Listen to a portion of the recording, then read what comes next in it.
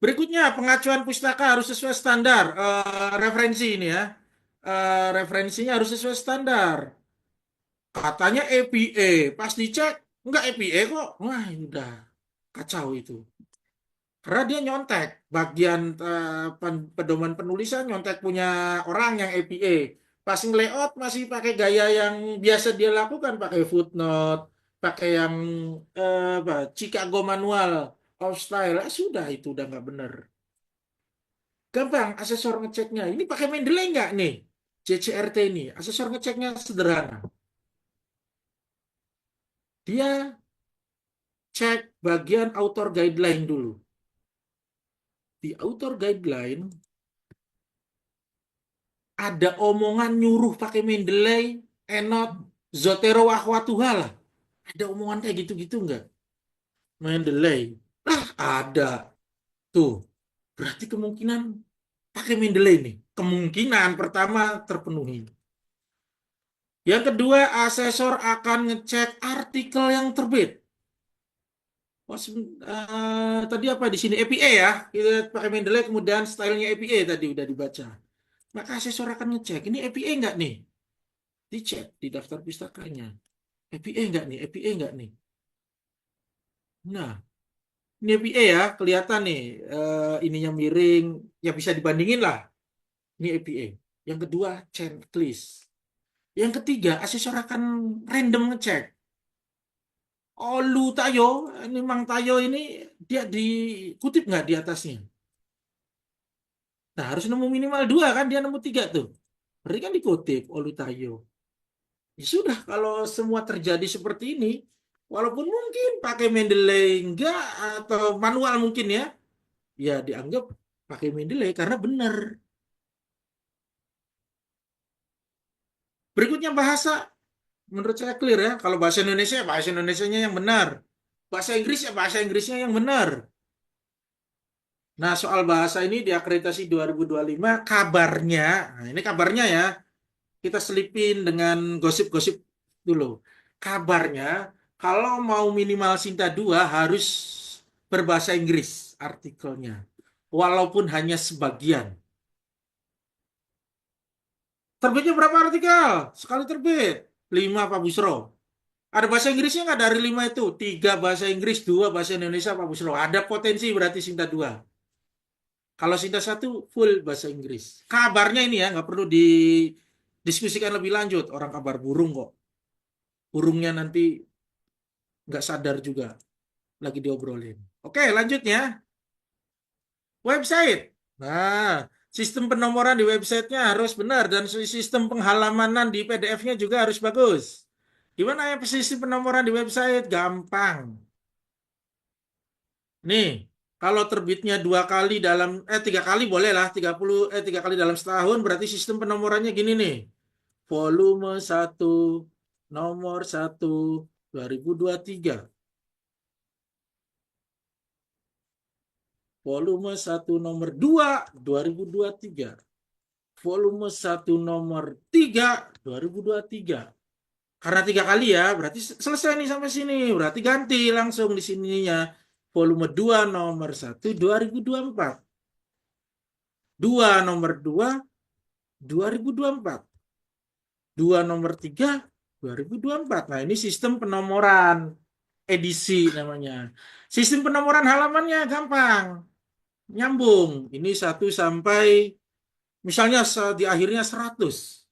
Berarti di sini mulainya dari 101 sampai 200. Berarti di sini 201 sampai 300. Nah, ganti tahun, ganti volume, mudik, balik lagi. Mudik setahun sekali ya. Ini satu lagi sampai 98 misalnya. Berarti di sininya 99 sampai 201 dan seterusnya. Gampang ya? Gampang. Yang kedua, website informasinya harus lengkap. Nah, ini yang harus lengkap ini kabar di akreditasi yang terbaru muncul penilaian terkait dengan kelengkapan informasi website. Menurut saya nggak usah ngomongin muncul atau tidak diakreditasi di pedoman baru ini. Ini juga ditanya di Scopus kok. Yang kayak gini. Sok, teman-teman, kalau mau submit ke Scopus, apa sih alamatnya itu? Ah, nanya dulu ke Ready for Scopus. Nih, kalau kita mau submit di Scopus kan linknya ini nih. Sini harus ditanya dulu tuh. Websitenya ada informasi ini nggak nih, 16 hal ini. Nih, kalau nggak di checklist kita nggak bisa next loh. Harus kita checklist semua.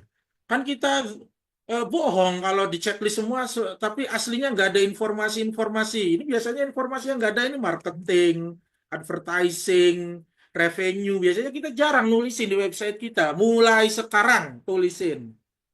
Karena kabarnya dinilai juga diakreditasi. Ya kalaupun nggak dinilai ya itu yang paling bener kan. Best practice tuh 16 hal ini. Ini 16 hal ini harus ada di website kita. Bikin aja. Ini misalnya saya bikin di about nih sisa-sisanya. Revenue, marketing. Ini saya simpen-simpen sini. Sisanya di footer. Mungkin bisa di sidebar. Mungkin di navbar, teman-teman. Bisa di mana-mana. Ya, 16 informasi harus ada di sini.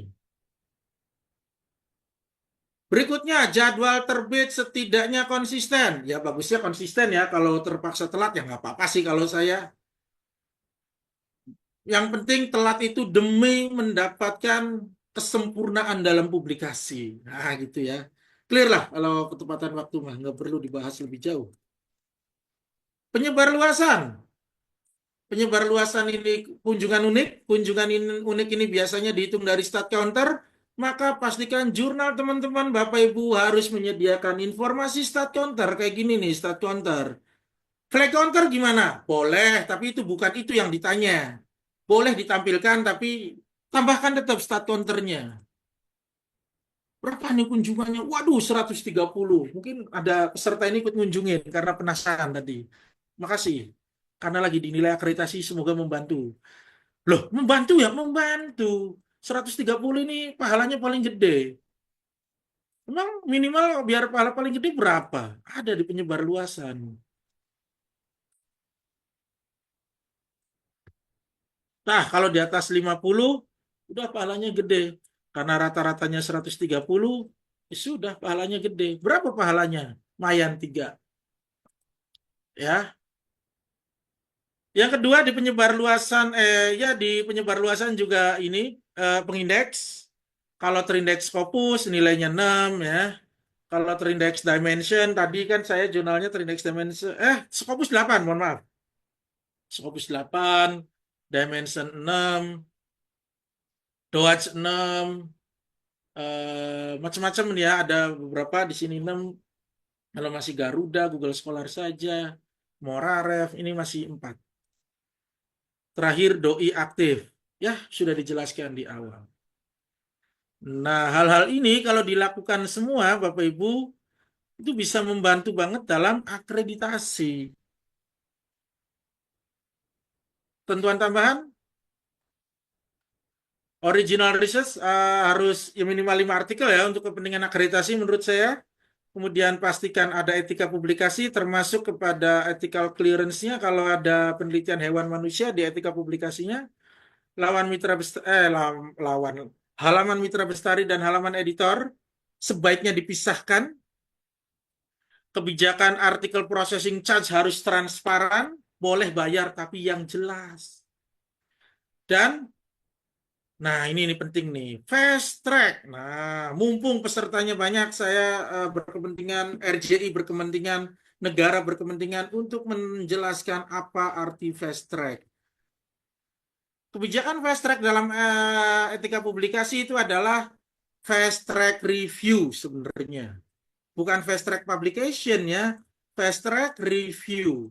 Jadi boleh jurnal itu membebankan biaya tertentu untuk layanan fast track review. Boleh. Dengan catatan bahwa fast track review ini tidak menjanjikan kepastian diterima. Yang dijanjikan adalah kecepatan reviewnya, bukan kepastian diterimanya, kecepatan terbitnya, ya dan seterusnya. Itu saja pas nih jam 5 nih. dari saya. Silahkan kalau ada yang mau didiskusikan. Sebenarnya udah banyak ini di chat yang perlu didiskusikan. Oke, saya kembalikan ke Mbak Nai sebagai moderator. Terima kasih. Assalamualaikum warahmatullahi wabarakatuh. Waalaikumsalam warahmatullahi wabarakatuh. Materi yang sangat bermanfaat sekali, Bapak. Terima kasih banyak.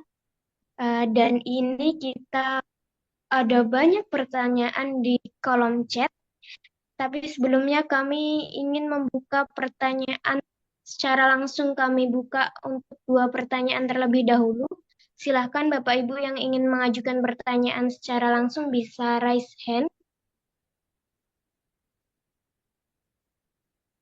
Oke, ada Bapak Syamrudin. Silahkan.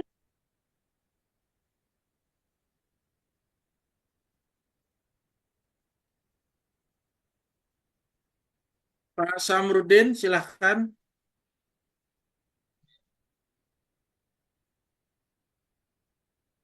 Masih mute, Pak.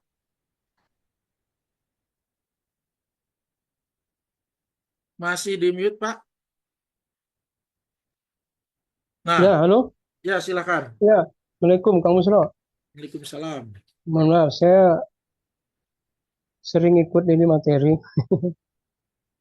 Pertama, saya ingin bertanya di forum akreditasi itu kan kita ada evaluasi diri ya, setiap akreditasi dan reakreditasi.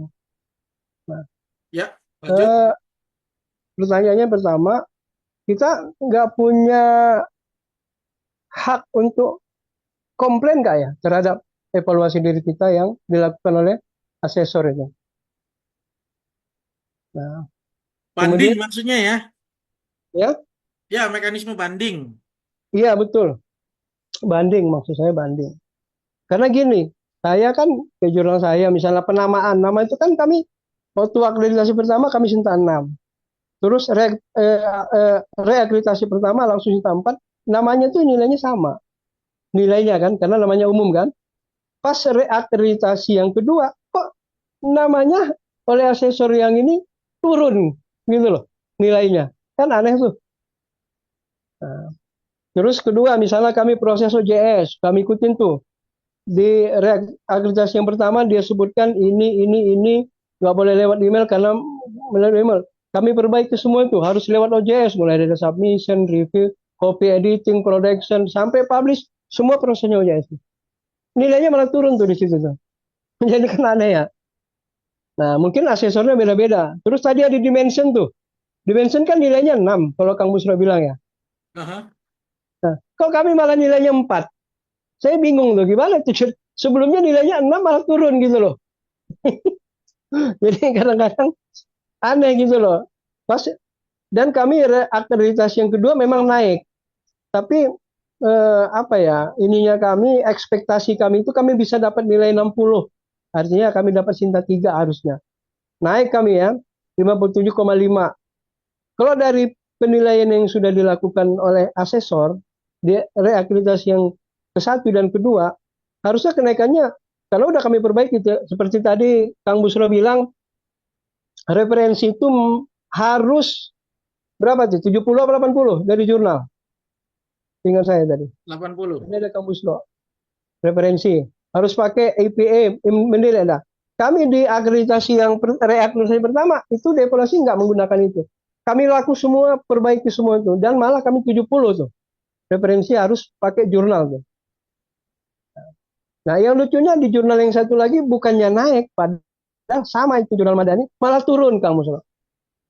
Nah, justru kami jurnal PKM, jurnal Society, yang baru pertama kali akreditasi, yang pengelolaannya buruk, malah lebih tinggi nilainya daripada jurnal yang Madani. Dan nilainya Sintanya langsung Sinta 4. Padahal baru pertama kali daftar. Jadi agak bingung kita asesor ini. Nah, tadi saya tanya banding itu apakah ada gitu. Itu yang pertama. Yang kedua, copyright itu apakah wajib sekarang harus autor? Kan dulu masih boleh penerbit tuh. Apakah ada kewajiban harus autor di Oke. apa namanya di peraturan yang baru. Mungkin itu Oke. aja Kang Busro dua ya. Terima kasih. Assalamualaikum Ya, warahmatullahi wabarakatuh. Waalaikumsalam warahmatullahi wabarakatuh. Lanjut. Satu lagi mungkin, Mbak. Oh iya, langsung saja satu pertanyaan lagi. Silahkan Bapak Zaimul Asrar.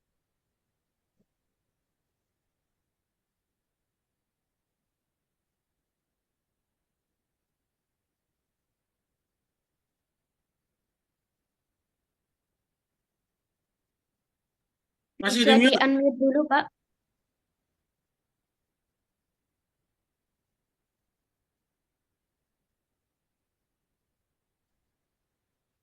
Halo, tes tes.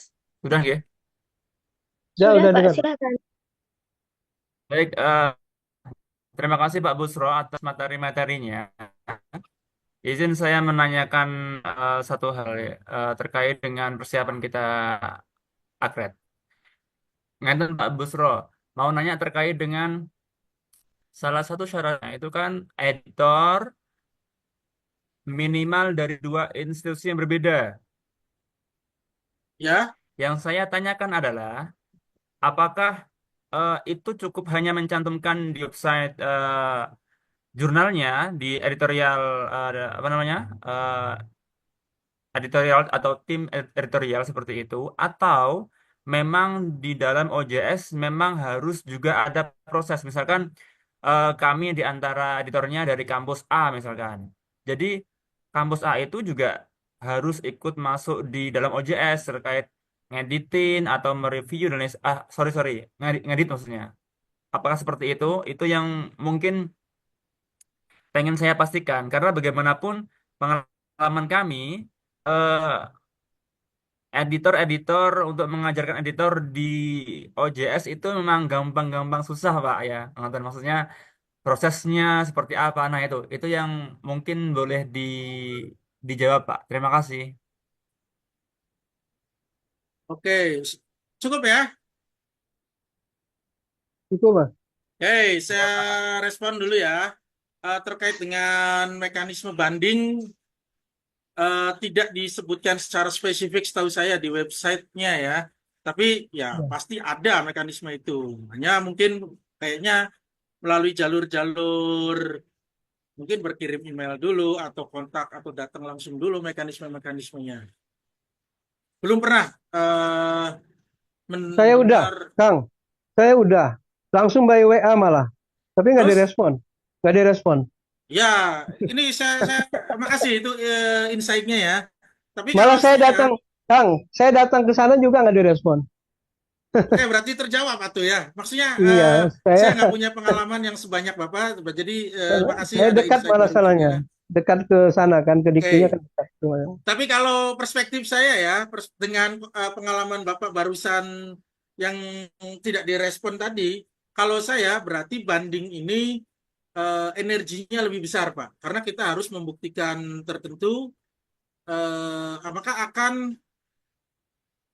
gini, dalam agama saya ya, ketika manfaat dan madorot ini dibandingkan ya, ketika manfaatnya lebih banyak, maka saya lakukan itu. Tapi ketika madorot di sini dalam arti ketika waktu yang saya butuhkan, tenaga yang saya butuhkan lebih banyak daripada nanti manfaatnya, ya mending saya nantikan saja. Dalam konteks ini misalnya gini, jurnal itu bisa langsung mengajukan reakreditasi ketika sudah menerbitkan 4 edisi setelahnya.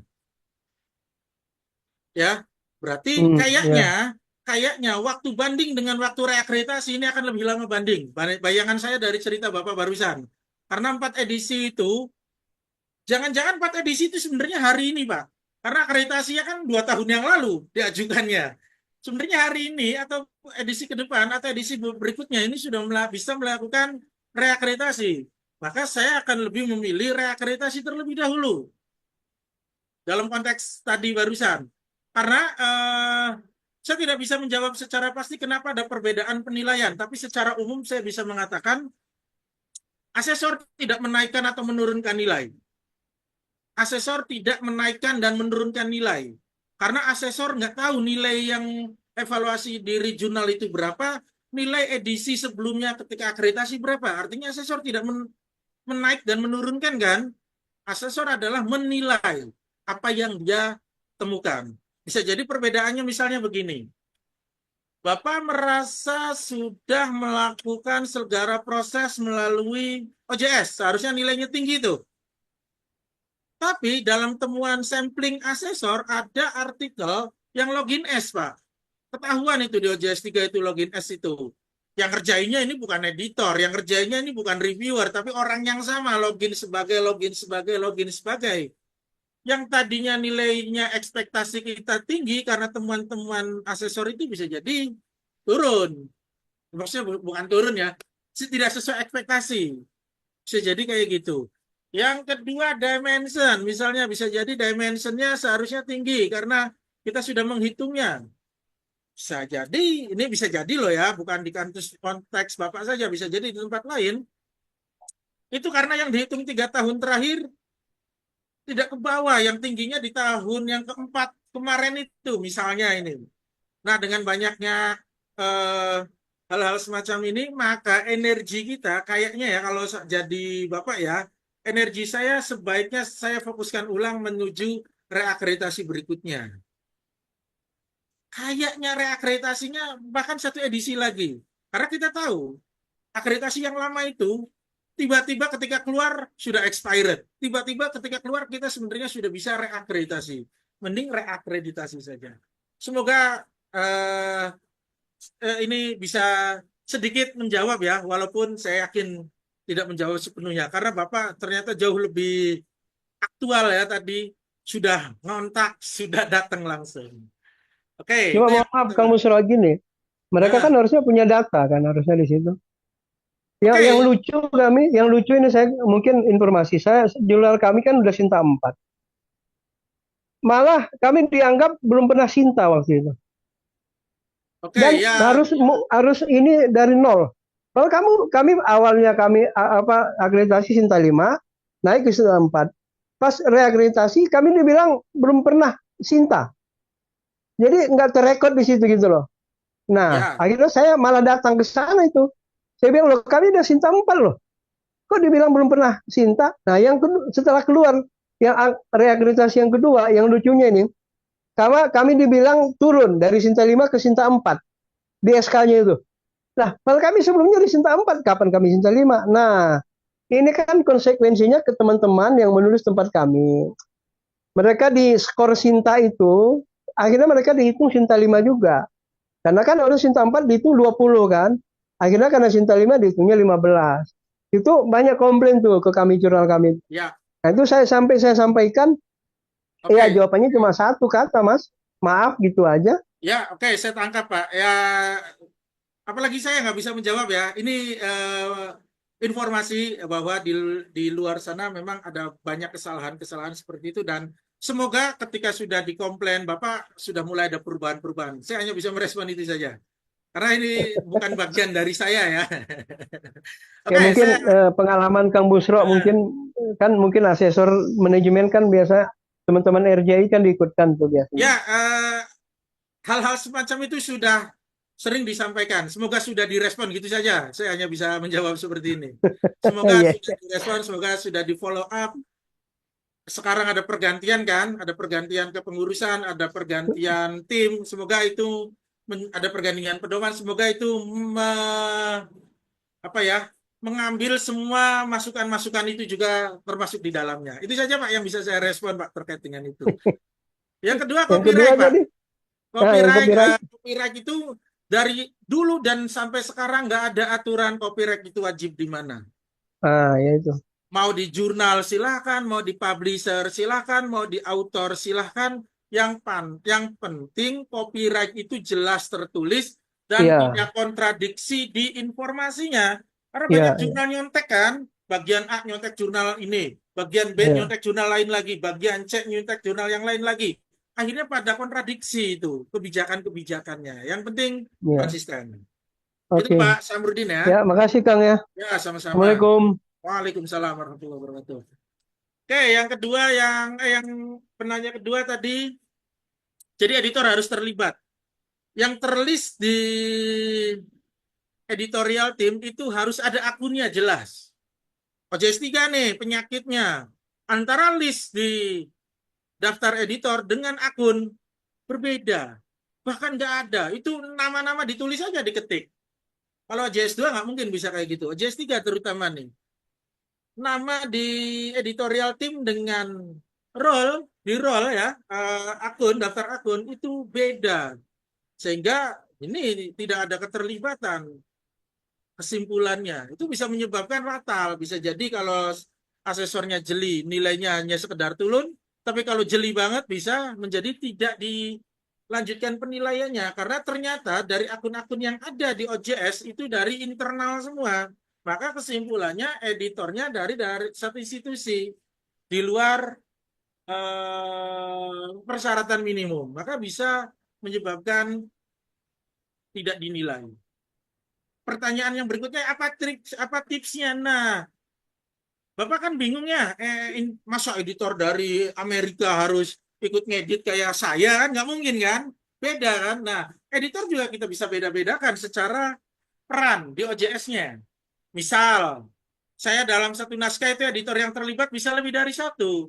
Editor awal ini editor internal yang dari UIN Bandung. Ya dia kerjaannya kayak saya, ngedit-ngedit, ngirim ke reviewer, ngirim ke penulis. Dia editor kayak gitu fungsinya. Ketika penulis sudah revisi nih, saya masukkan editor kedua. Editor kedua ini tugas dia adalah memeriksa kesesuaian, apakah dia revisi sudah benar, apakah bahasanya sudah bagus, dan lain-lain. Jadi kita bisa ubah seperti itu, buat seperti itu. Kalau kita ngerasa nggak enak, masa nyuruh orang luar sama kerjaannya kayak saya, misalnya, kayak gitu ya. Oke. Itu Mbak Nail, dua penanya sudah. Oke, baik. Terima kasih banyak Bapak jawabannya. Em, di room chat Zoom ini banyak sekali ya pertanyaannya Bapak Ibu. Mungkin akan saya bacakan satu dan dua saja. Saya singkat. eh, Mohon pencerahannya Bapak. Em, Ada pertanyaan dari Pak Idam Khalid.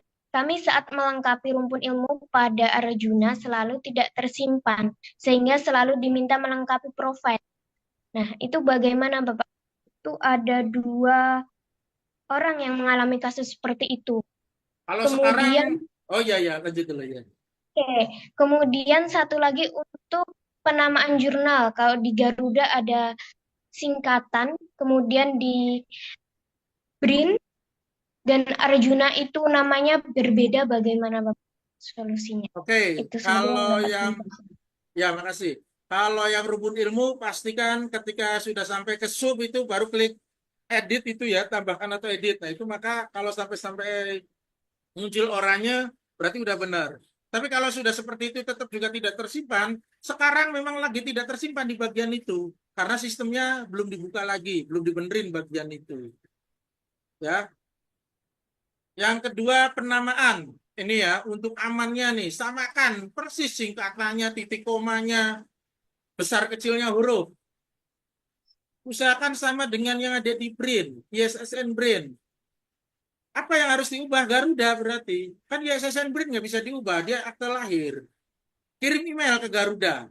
Minta menyesuaikan namanya sesuai dengan yang ada di ISSN BRIN. Kalau sudah berubah di ISSN BRIN-nya, maka sinkronisasi di Arjunanya. Mau itu mempengaruhi atau tidak, seharusnya sama. Jadi mumpung sekarang masih ditutup, waktunya lah teman-teman berbenah. Jangan sampai udah dibuka baru berbenah, nanti kelewat nantinya. Itu barangkali.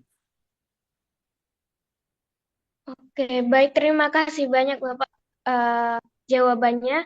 Semoga bisa membantu kepada para penanya. Dan untuk eh,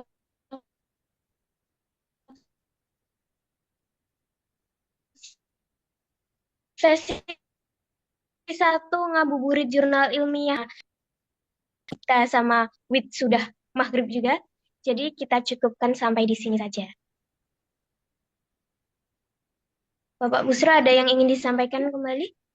Oke, ini di chat memang banyak banget ya. Kalau memang ada hal yang belum direspon, kan ada grup-grup yang ada saya ya bisa ditanyakan ulang di situ. Barangkali nanti insya Allah akan direspon dan mumpung masih belum dibuka, waktunya kita berbenah untuk mempersiapkan akreditasi. Itu saja. Terima kasih ya. Mohon maaf kalau ada kesalahan. Wallahualam. Assalamualaikum warahmatullahi wabarakatuh. Waalaikumsalam. Waalaikumsalam warahmatullahi wabarakatuh. Terima kasih banyak, Pak. Kepada Bapak Ibu juga bisa untuk diskusi di grup Ngabuburit Jurnal. Kami dari RJI pasti tentu bantu jawab. Ah, Mungkin cukup sekian untuk sore ini. Jangan lupa Bapak Ibu untuk mengisi link kehadiran karena hanya akan kami bagikan di chat Zoom saja. Akhir kata, terima kasih atas kehadirannya. Saya tutup. Mohon maaf apabila ada kesalahan. Wabillahi taufiq wal hidayah. Wassalamualaikum warahmatullahi wabarakatuh.